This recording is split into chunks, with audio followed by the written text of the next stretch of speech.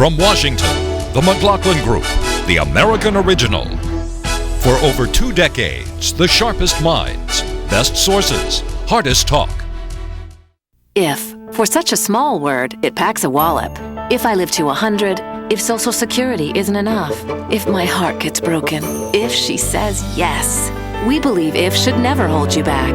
If should be managed with a plan that builds on what you already have. Together, we can create a personal safety net, a launching pad for all those brilliant ifs in the middle of life. You can call on our expertise and get guarantees for the if in life. After all, we're MetLife. The people who build cars don't sign them. They don't meet you at the dealership to take a bow or drop by your house to see how you like their work. But the quality of any car has a lot to do with the quality of the people who built it. So Toyota put their newest plant in Blue Springs, Mississippi. Mostly because the folks here are passionate about building better cars. Maybe they're just built that way.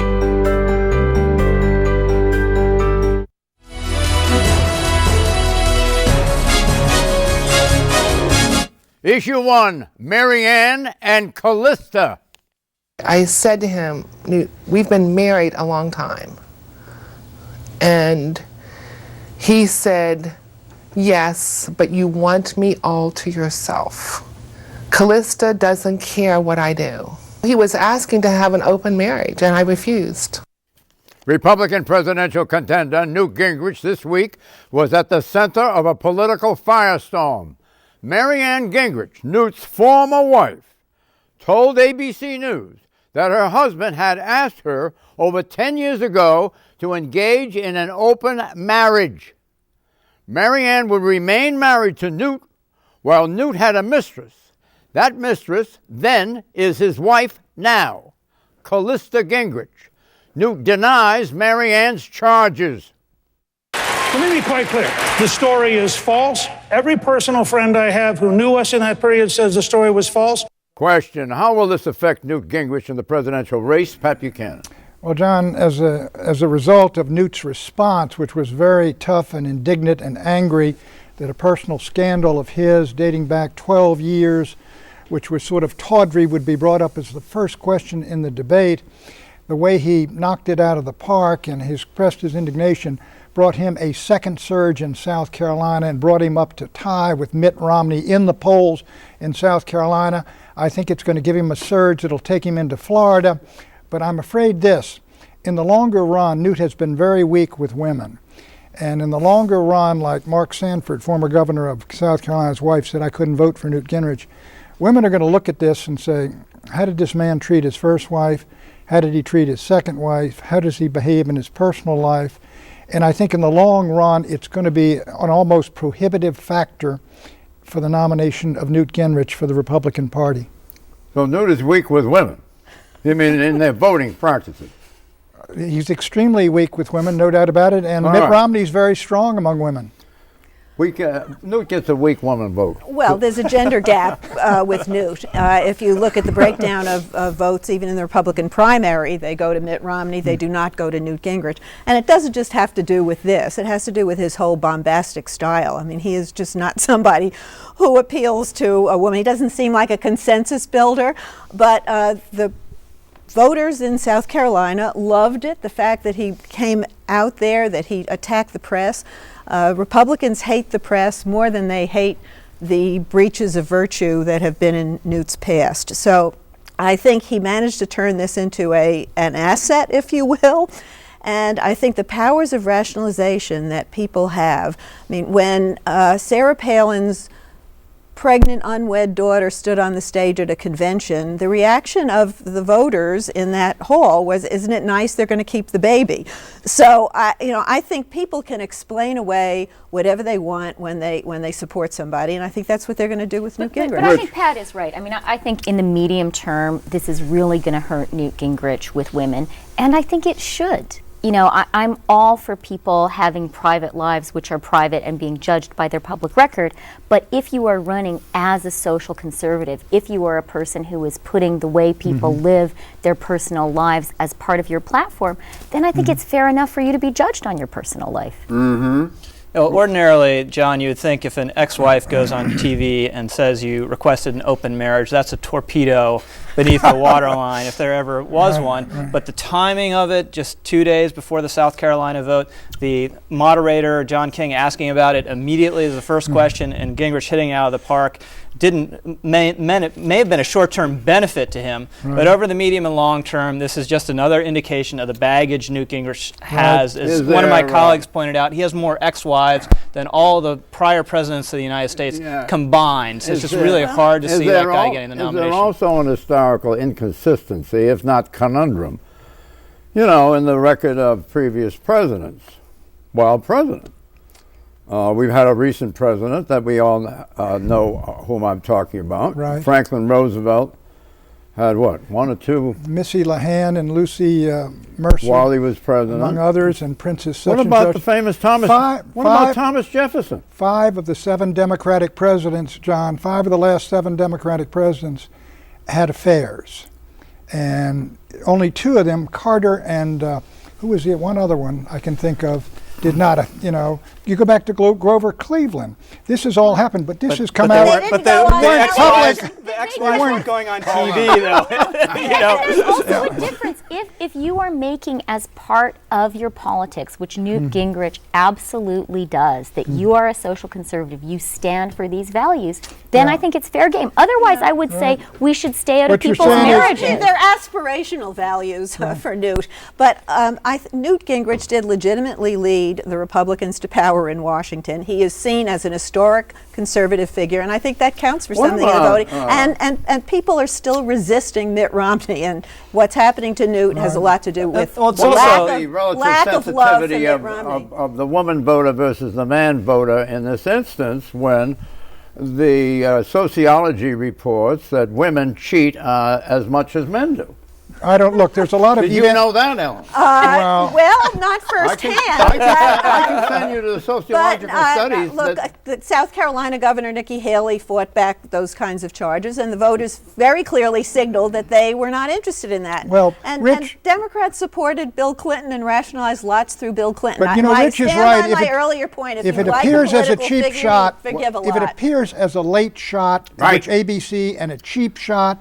And then bringing this up, although John King, is a good guy, he's a fine reporter, he's an honest guy, he's a straight character. You might ask whether you should have led with that question. You mean it was a mistake? Well, I think it was a mistake. I think it was a mistake on John King's part to lead with it. Okay, Mitt's tax brouhaha. Mitt Romney's tax brouhaha.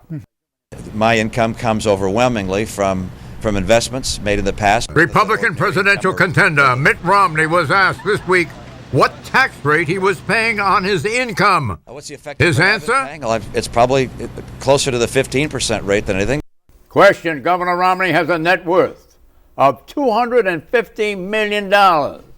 He's definitely in the top 1% of the American wealth population. On one hand, this shows his business experience. On the other hand, he's more vulnerable to populist attacks. Which impact is the more powerful? Ellen Cliff. He's going to become the vehicle through which the American public learns just how rigged our tax system is. He says he paid close to 15%. That could be under 15%. He may have paid less than that over some years. He's also apparently got some offshore investments in the Cayman Islands. He also may not want everybody to know how much money he gives to the Mormon Church, because Mormons take their responsibility to tithe seriously. So he has lots of reasons, perhaps, to conceal his tax returns. But he must have known this was coming. And he is being asked about the comparison with his father, and this is a dutiful son, an eager to please son, who I think had a serious case of father worship, and justifiably so. And to watch him in the debates is painful, because he does not know how to respond. He squirms, he well, it's painful. It's campaign malpractice. Ellen, tell us what you really think. Okay, Romney's roots, to pick up her point. Romney's roots. I've been poor. I've worked from the time I was 12. My parents were driven out of old Mexico when I was only 5. My people were revolutionary refugees. They had to be fed by the United States government and housed by the United States government. I know what poverty is. I've been up through it. Pat, tell us more about Mitt Romney's father, whom we just saw on the screen. Well, they did come out of Mexico, I think, at the time of the revolution.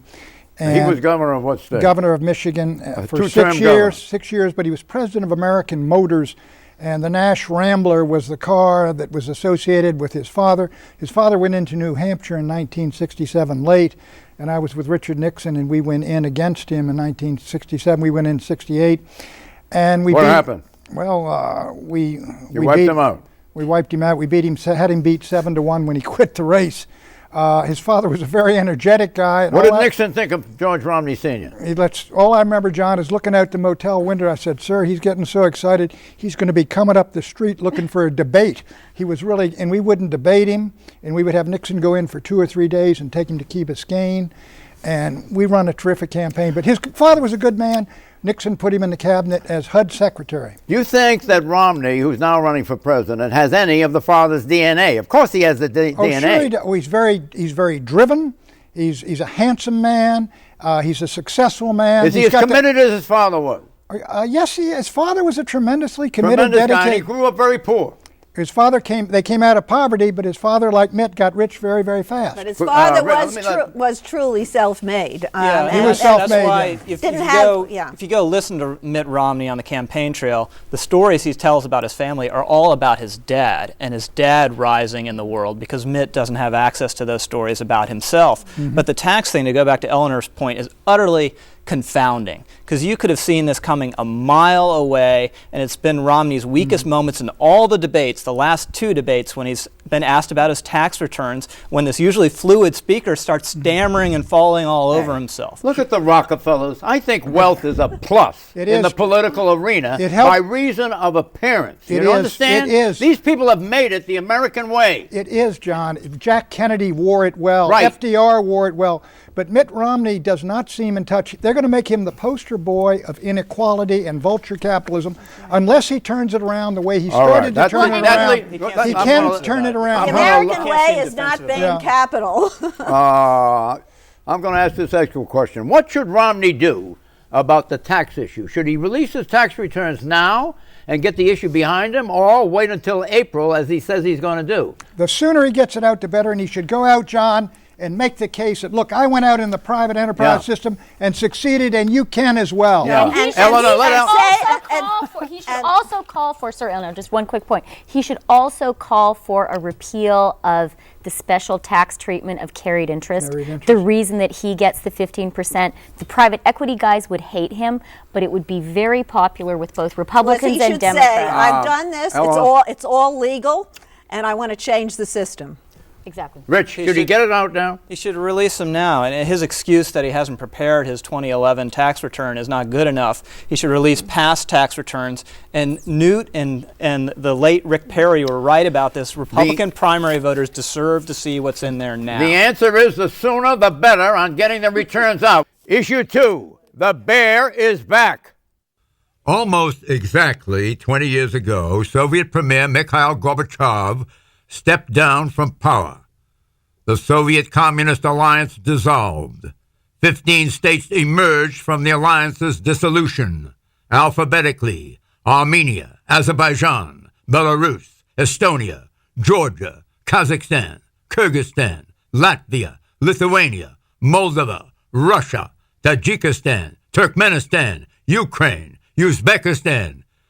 Today, 20 years later, the former Soviet Union alliance is undergoing an ingenious reincarnation, but with no communism. Vladimir Putin, the Prime Minister of Russia, is calling for a new economic alliance with 4 of the former Soviet republics: Belarus, Kazakhstan, Kyrgyzstan, Tajikistan. Russia will serve as the engine of the alliance, and Vladimir Putin staying at the throttle. The name of this new Russian collectivity is, get this, the EU, the Eurasian Union. In other words, an EU2 with the European Union, the EU1, if you will, consisting of 27 countries. This Eurasian Union, we'll call it the EU2, will serve as an economic bloc to compete with the EU1 and with China and with the U.S. The Eurasian Union will pivot on free trade. The 5 nations will enjoy free exchange of goods across their borders. No tariffs, no export quotas. Russian President Dmitry Medvedev is backing the Putin plan. He says EU2 will not make the mistakes of EU1. We won't repeat the mistakes of the European Union in our integration. We're conscious of what we're doing. We understand who are we integrating with. The European Union took a shot in the dark. Question, is Putin trying to capitalize on the Eurozone's woes? Christian. I think Putin is desperately trying to save his skin. The action in Russia right now is the Russian establishment has been astonished by the public reaction to the parliamentary election, that Russians came out on the streets. Everyone had written the Russian people off as too apathetic and too much prospering from the Putin years. And they went out there. I was in Moscow last week.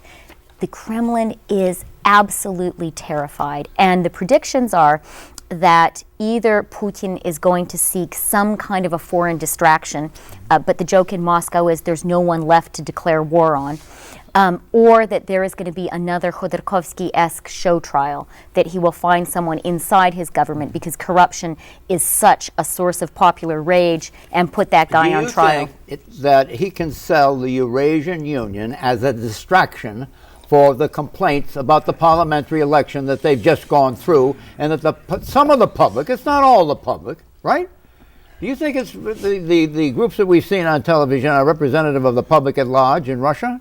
In the big cities, they are. In the big cities? In the big cities, that he the stole level of that discontent Putin stole the election. is that Putin stole the election, and more importantly, you know, the powerful slogan in Russia has been that this is the party of crooks and thieves, and the public sense that corruption is endemic, that it goes from the police officer who you have to bribe up to the very, very top of government, it's just driving people completely crazy. Well, who gets the credit for this change in attitudes towards corruption that now exists when Putin has been in office? Did he not engineer, in a sense, his own destruction if he rigged the election? You follow me? Yes. In other words, he educated the public to have character. The public has character, so they kick him out. Two things happened in the election. One was they turned out to be very ineffective dictators. And this is the other complaint you're hearing inside Kremlin circles. They're saying, if you're going to rig an election, do a good job. Hold on. Let's see where this thing is moving to. Mikhail Prokhorov is Putin's presidential challenger. Here he is. Because I think it's really a window of opportunity. It's just in the air. It's a hot debate in the Russian society. And maybe it's first time for the last 20 years. For me, maybe it sounds a little bit corny, but I love my country. And really, I see a lot of problems, and I know the answers. And to quote Abraham Lincoln, government should be of the people, by the people, and for the people. That was you sitting in there on that videotape. That was your interview. That was my interview. And you gave us a piece of that videotape to run. What's the story on Mikhail Prokhorov? So the question is he a puppet of the Kremlin, or is he a real challenger? Does he have money? He has $18 billion. That's what his fortune is estimated at. Yes, Mitt Romney is a piker compared to Mikhail Prokhorov. He's a U.S., he is a Russian citizen. Yes, he correct? is. But he spends time in the United States. Not that much, but he is the owner of the Nets. The Nets. That's the reason New Jersey Nets. The New Jersey Nets that are moving, that are going to be the Brooklyn Nets. And he did tell me if he is elected president, he's going to move the NBA to Russia. Do you think, watch out. You think that he and Obama could play a basketball game together on opposite sides, maybe? I think Prokhorov would win, actually. You do? He's a pretty fit guy, yeah. Not disparaging the president. He's 6'8" Hey, John, inches tall. Right. Let's get back to Russia, John. Is he going to go anywhere with this idea? It's not certain that he can even get on the ballot and that he's a No, legitimate he's contender. He's going to be on the ballot. And the question is, I don't think Putin is going to allow it to go forward unless he's pretty sure that he's going to win. And I think this guy is either a puppet or he's very brave. The election is for president of Russia. It's coming up in March, and it is designed to succeed the Medvedev. That's right. Correct? All right, so that's ahead of us. About two, yeah, two, and two the or 3 election months. will, just to be clear, the election will happen. I think that there's no way that Putin doesn't allow the election to go through. He needs it. He needs it to become president. Putin's going to win that election. John, take a look at the long. The question is, how much do they have to falsify Does this guy win the election? I don't think so. No. Why? I think it's unlikely, but I think the thing is we should be very careful.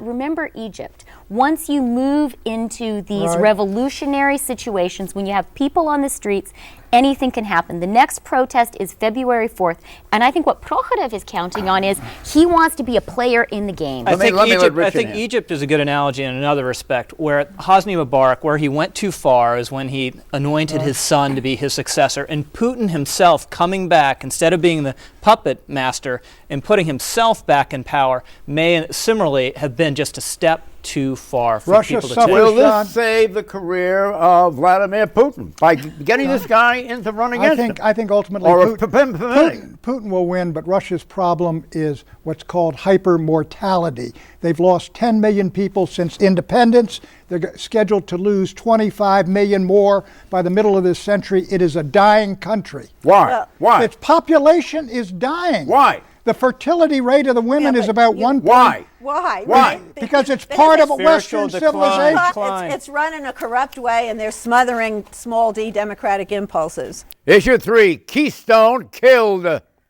President won't stand up to his political base, even in the name of creating American jobs. And now Canada is going to have to look to other nations, like China, to sell its oil reserves to.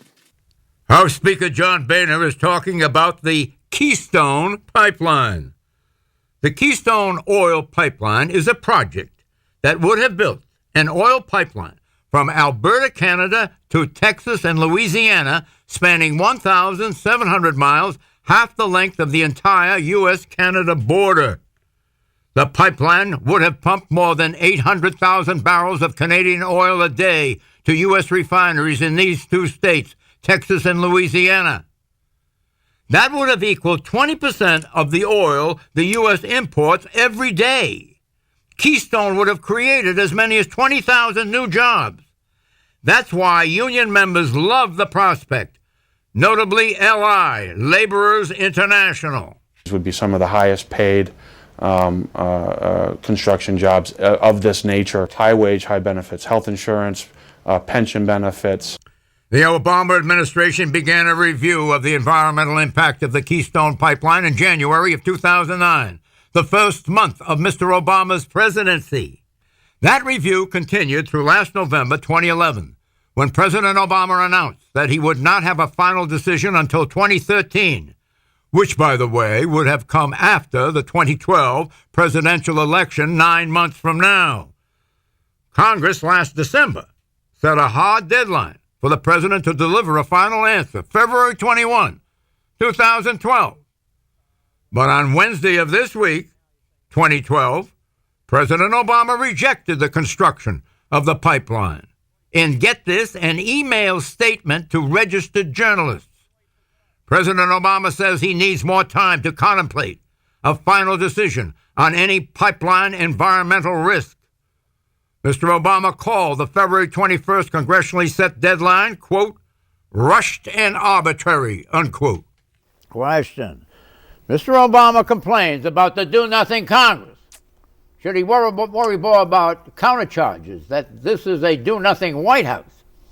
What about that, Rich? Absolutely. This is the biggest shovel-ready project ready to go in the country. It would have cost the taxpayers absolutely nothing. It had been studied for 3 years straight by the State Department, which was ready to green light it. No environmental problems, and he's rejecting it entirely for political reasons. He owes an apology to every single one of those thousands of construction workers who would have been able to work on this. You're leaving out some relevant facts. First of all, it was the Republican governor of Nebraska who sent a letter to the State Department in August saying that the route through Nebraska threatened their water aquifer. And there is now an alternative route that is being discovered, and then they will have to do the environmental impact on that. This project will go forward in 2013, and a lot of politics. Excuse Why me, 2013? Because of politics. No, there because of the there are hundreds of environment. miles of pipeline Rich, under that I get to talk aquifer, now. and I totally get to made talk up. now. Let Ellen in, and then I want to go back to you. You've made your case. A Republican governor asked for an environmental impact statement on an alternative route, and they're coming up with the alternative route. This project will go forward in 2013, and environmentalists will not be happy because they don't like tar sands oil. Because it takes after the election. Let her in. Because I'd like to finish my statement. I Okay? haven't had a chance to say anything. Go at it. No, I was going to say, I agree with you. I wanted to. President Excuse me. Please let me finish. Let her in. Let The me in. Environmentalists do not like tar sands oil because it takes a lot of energy to Well, process it's it. gonna be developed So no the matter fight, what. It's gonna be developed no matter what. All right, so the fight will go on. Eleanor, so first of all, we call it oil sands oil, not tar sands oil. Second of all, I agree with you that there is a Nebraska issue, but what the president should have said is, I support this pipeline, I believe in building, I believe in these jobs, and actually I believe we need fossil said fuels. all those things. No, he should have Yes, said, he doesn't I am believe we need committed. fossil He fuels. should have Let me said, get in, all right? I am committed to building this pipeline. They should have Take a look at started your building map. it Take a look at and your not map. Yeah, go cater ahead. to We the got it, small Krista. environmental constituents. Take a look at your map. All the states it goes through are red states, okay? Yeah. The environmentalists are against it. He Yeah. went with the environmentalists. He dished the red states. Right. 2013, he will agree to the pipeline. It will move forward. You know what the Canadians are going to do? They're not They're going to do the Chinese thing. That's a bluff. Florida, Republican primary. Who wins? Pat. The winner of the South Carolina primary. That's a cop-out. I'm going to go for Mitt Romney. Mitt Romney very narrowly. Mitt Romney. Mitt Romney, and not narrowly. Bye-bye.